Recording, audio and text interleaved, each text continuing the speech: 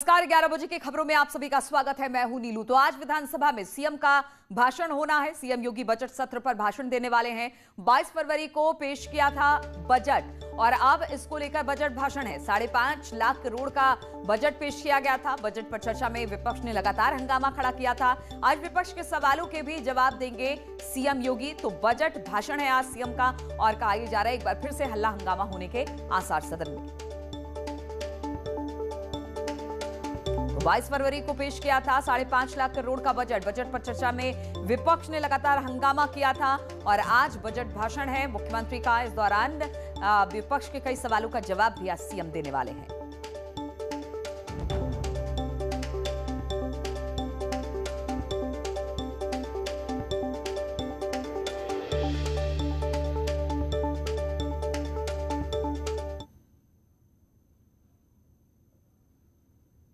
के कारण 10 ऐसे संयंत्र हैं जो वर्तमान समय पर काम नहीं कर रहे हैं सुचारू रूप से।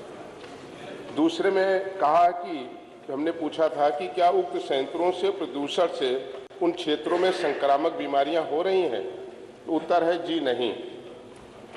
तीसरे में कहा है कि यदि सरकार द्वारा ऐसे संयंत्रों को आबादी से बाहर लगाए जाने पर विचार किया जाएगा, उत्तर है प्रश्न नहीं उठता।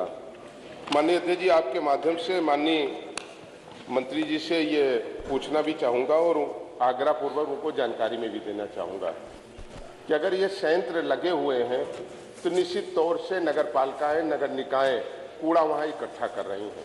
उदाहरण के स्वरूप मैं आपके संज्ञान में डालना चाहता हूँ, रायबरेली में भी इसी योजना के अंतर्गत एक संयंत्र लगाया गया था।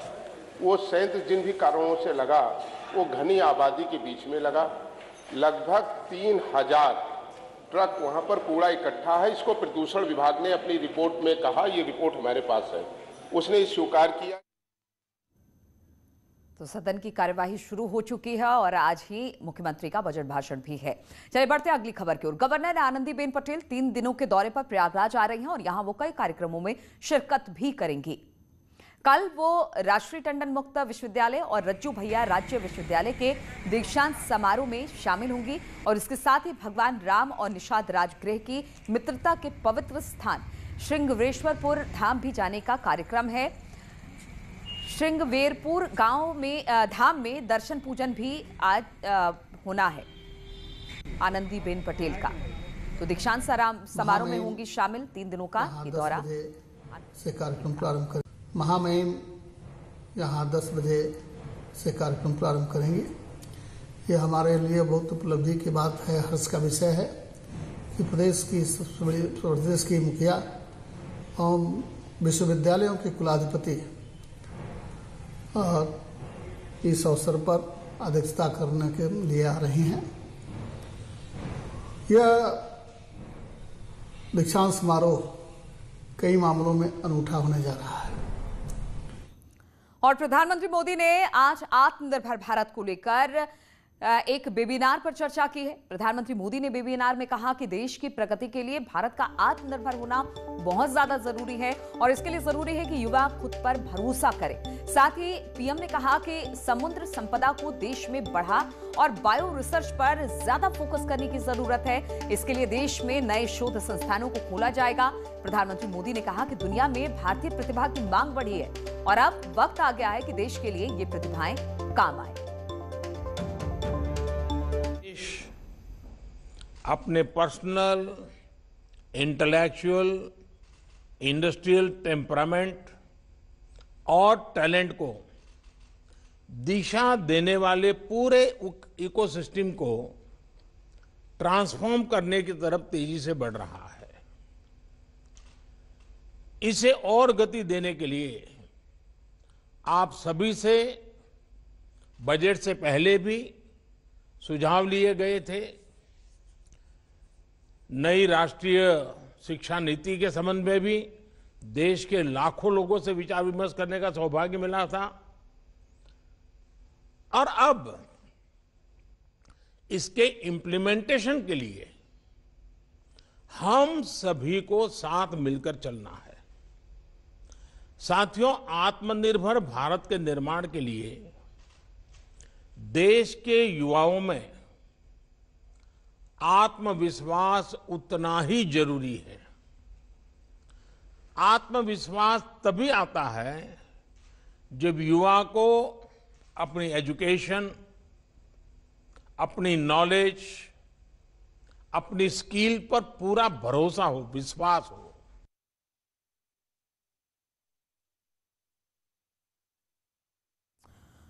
और यूपी सरकार ने जिलों में मौजूद बीमार पुलिसकर्मियों की सेहत सुधारने की दिशा में काम शुरू कर दिया है। अब तक जो पुलिसकर्मी परेड से दूरी बनाकर रखते थे वो भी अब मैदान में दिखाई देंगे। और ये तस्वीर कानपुर पुलिस लाइन की दिखाई दे रही है आपको, जहां पर पुलिसकर्मी सुबह से पसीना बहाते नजर आएंगे। और इसके साथ ही इन सभी पुलिसकर्मियों के हर महीने मेडिकल जांच भी कराई जाएगी ताकि पुलिसकर्मियों को स्वस्थ रखने में मदद मिल सके। अधिकारियों का मानना है कि इस कदम से न सिर्फ पुलिसकर्मियों की फिटनेस को दुरुस्त रखा जाएगा बल्कि अपराधियों में लगाम लगाने में भी मदद मिलेगी। अगर आंकड़ों की बात करें तो उत्तर प्रदेश में पुलिस में 1344 पुलिसकर्मी बीमार हैं, जिसमें से हाई ब्लड प्रेशर से 944 मरीज जो हैं पुलिसकर्मी है वो जूझ रहे हैं, जबकि 400 शुगर के मरीज हैं। से हम लोग हर एक पुलिस थाने में हेल्थ कैंप एक ऑर्गेनाइज कर रहे हैं और उस हेल्थ कैंप में ब्लड शुगर और हार्ट और जो भी इस तरह की जो पुलिस की जीवन संबंधी समस्याओं से संबंधित जो बीमारियां होती हैं उनकी स्क्रीनिंग हम लोग करते हैं, ताकि वेट और हाइट से हम लोग बॉडी मास इंडेक्स कैलकुलेट करके पुलिसकर्मियों की फिटनेस का अनुमान लगा सकें। पुलिसिंग और बेहतर हो, इसके लिए पुलिस के अधिकारियों ने ये निर्देश दिए कि अब थाना स्तर पर पुलिस के कर्मी रोज व्यायाम करें, एक्सरसाइज करें और अपना मेडिकल चेकअप कराएं, ताकि पुलिस की और अच्छी सेवाएं ली जा सके, क्योंकि जो फिट है वही हिट है। वीडियो जर्नलिस्ट आशीष पांडे के साथ अमित गंजू, न्यूज़ 18 कानपुर। और बरेली के शीशगढ़ थाने में खड़ी बाइकों में अचानक आग लग गई। आग इतनी भीषण थी कि देखते ही देखते 9 बाइक जलकर पूरी तरह से राख हो गई। वहीं आग पर काबू पाने के लिए पुलिसकर्मियों को बड़ी मुश्किल उठानी पड़ी। लगातार वो इस पर पानी डालकर किसी तरह से आग पर उन्होंने काबू पाया। फिलहाल बाइकों में आग लगने के कारणों का अब तक पता नहीं चल सका है। और संभल से बड़ी खबर है, जहां पर डीएम संजीव रंजन ने ऑफिस में जीन्स टी शर्ट नहीं पहनने के आदेश जारी किए हैं। डीएम संजीव रंजन ने आदेश दिया है कि प्रॉपर ड्रेस कोड नहीं है, कर्मचारी अधिकारी ऑफिस में जीन्स टी शर्ट पहनकर ना आए। डीएम ने कहा कि अधिकारी कर्मचारी सुपर ड्रेस में आए और कर्मचारी रंग बिरंगे कपड़े से भी बचे।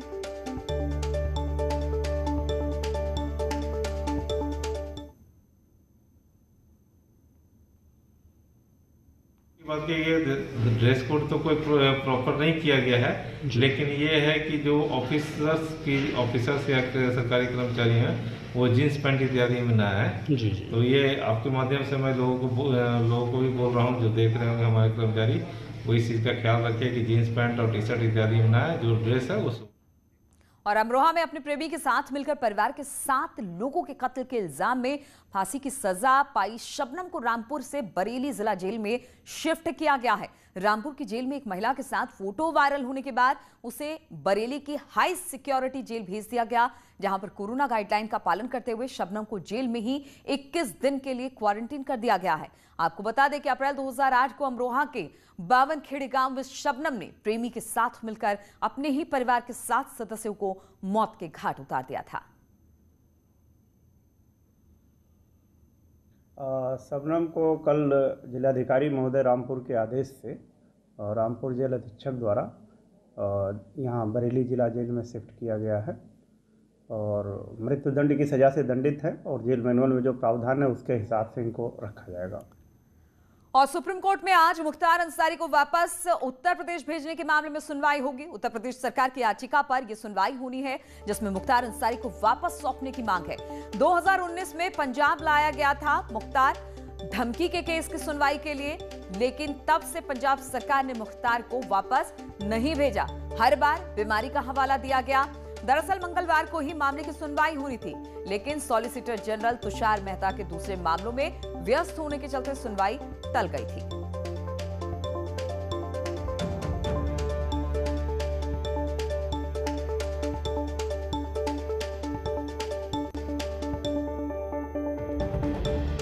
को लेकर पंजाब और यूपी सरकार आमने सामने हैं। यूपी सरकार की तरफ से सुप्रीम कोर्ट में यह बताया गया कि मुख्तार अंसारी के खिलाफ उत्तर प्रदेश में गंभीर मामले दर्ज हैं और ऐसे में उत्तर प्रदेश में उनके खिलाफ ट्रायल चलाना बेहद जरूरी है और इसीलिए मुख्तार अंसारी को पंजाब से यूपी में ट्रांसफर किया जाए। लेकिन पंजाब सरकार की तरफ से सुप्रीम कोर्ट में हलफनामा दाखिल करके ये बताया गया था कि मुख्तार अंसारी का स्वास्थ्य ठीक नहीं है और ऐसे में वो यात्रा नहीं कर सकते हैं। बहरहाल इस पूरे मामले में देखना बेहद अहम होगा कि जब सुप्रीम कोर्ट सुनवाई करेगा और सुप्रीम कोर्ट इस पूरे मामले को लेकर क्या कुछ अहम आदेश जारी करता है। कैमरामैन योगी के साथ सुशील पांडे, न्यूज़ 18 दिल्ली। और फतेहपुर में श्रद्धालु से भरे एक ट्रैक्टर ट्रॉली पलट गई है। हादसे में ट्रैक्टर ट्रॉली पर सवार करीब 12 लोग घायल हो गए हैं। 4 की हालत इस वक्त गंभीर बताई जा रही है, जिन्हें कानपुर के हैलेट अस्पताल में रेफर करा दिया गया है। घायल हुए सभी लोग फतेहपुर के रहने वाले हैं। बताया जा रहा है कि सभी लोग मंदिर से दर्शन करके वापस लौट रहे थे, तभी जाफरगंज थाना क्षेत्र के बाईपास के पास रास्ते में ट्रॉली पलट गई, जिसमें इतने सारे लोग घायल हो गए।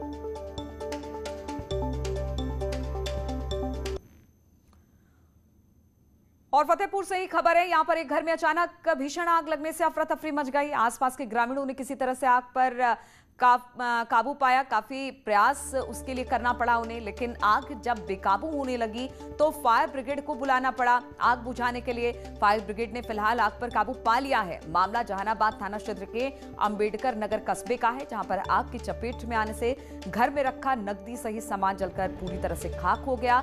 यही नहीं, आग से घर में बंधे 5 मवेशी भी जलकर मर गए हैं। पीड़ित परिवार के सामने अब खाने पीने का भी संकट गहरा गया है। सब जली गए, गेहूँ जली गए, धान जली गए, कटिया मछिया सब जली गए। 20,000 रुपए चले गए, पर जगह नहीं रहेंगे। मालरी का गए हम परिए। और खबर मथुरा से है, जहां पर गोवर्धन थाना क्षेत्र के राधाकुंड छठीकरा मार्ग पर बड़ा सड़क हादसा हुआ है। हादसे में बाइक सवार एक युवक की मौके पर मौत हो गई है, जबकि दूसरा बाइक सवार गंभीर रूप से घायल हो गया है। घायल युवक को स्थानीय लोगों की मदद से उपचार के लिए अस्पताल में भर्ती करा दिया गया है। ये घटना की सूचना पर पुलिस पहुंची, शव को पोस्टमार्टम के लिए भेज दिया है। जानकारी के मुताबिक बाइक सवार 2 युवक राधाकुंड से अपने घर कोटा थाना वृंदावन लौट रहे थे, तभी उनकी बाइक अनियंत्रित होकर पलट गई, जिसमें दोनों की मौत हो गई।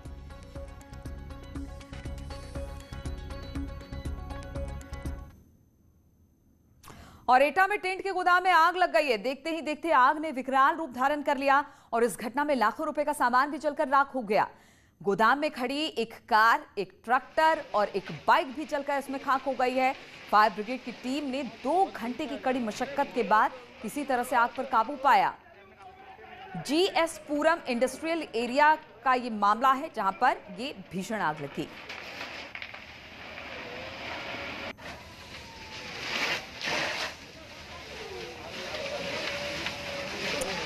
दमकल की गाड़ियां मौके पर पहुंची, लेकिन तब तक पूरी तरह से आग बेकाबू हो चुकी थी। 2 घंटे की मशक्कत के बाद आग पर काबू पाया जा सका। दुकान का जो सामान जला उसमें कार, ट्रैक्टर भी जलकर जो वहां पर खड़े थे वो भी पूरी तरह से राख हो गए। तो एटा का पूरा मामला था, इंडस्ट्रियल एरिया था जहां पे ये आग लगी।